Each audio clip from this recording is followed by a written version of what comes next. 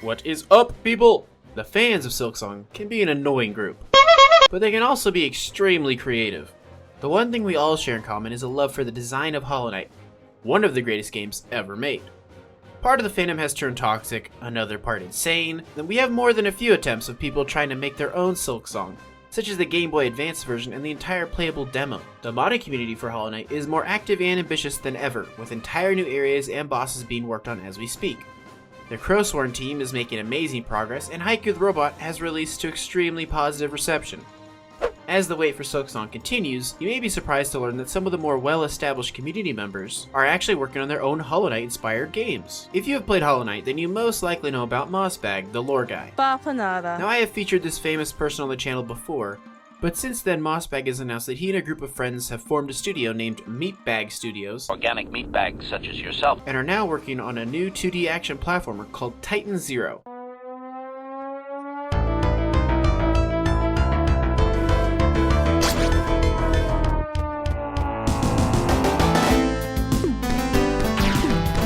Well, this kind of took me out of left field. The most interesting revelation that Meatbag made at the announcement was that it will be a roguelite. Coming from basically the lore bible of Hollow Knight, that didn't make much sense to me, as part of the reason we all love Hollow Knight so much is the handcrafted level design that leads you to important places at a solid pace. Roguelites rarely ever have good lore or story, and when they do, it usually isn't the focus, Hades being the single exception I could think of. When describing the game in the announcement video, Meatbag explains that the game will have a focus on tough but fair boss fights and tons of interesting and mysterious NPCs to talk to. A lot of the gameplay in Titan Zero seems to be focused around combat challenge rooms, similar to the combat rooms in Hollow Knight that would lock until you beat all the enemies inside. Side note, I think there actually wasn't enough of these in Hollow Knight, and hopefully Silksong will have more. I love these types of rooms. This is just speculation. If this is the main focus of the game, then perhaps it will play more like Binding of Isaac, where each level is a bunch of rooms, rather than a Dead Cells where each level is a huge randomized mixture of platforms. But then again, we do catch a glimpse of some slightly larger rooms, so who knows.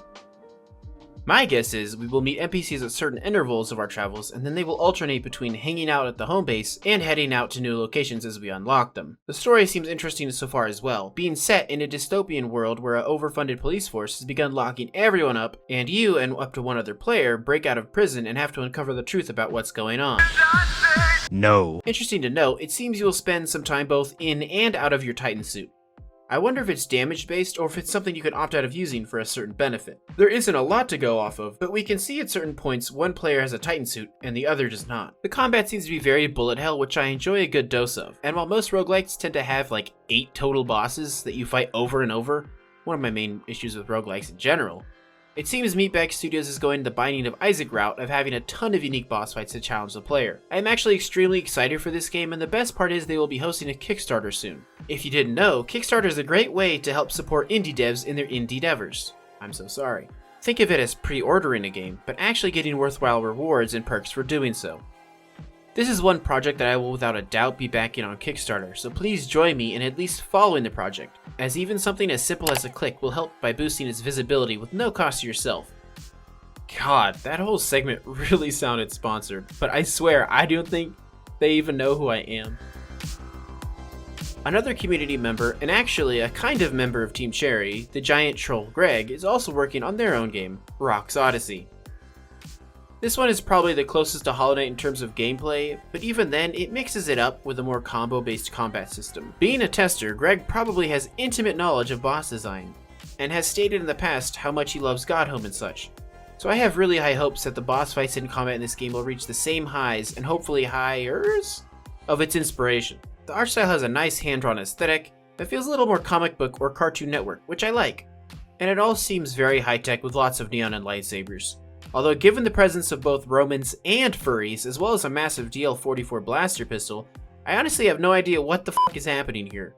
So, a perfect setup for mysterious lore and plot to uncover.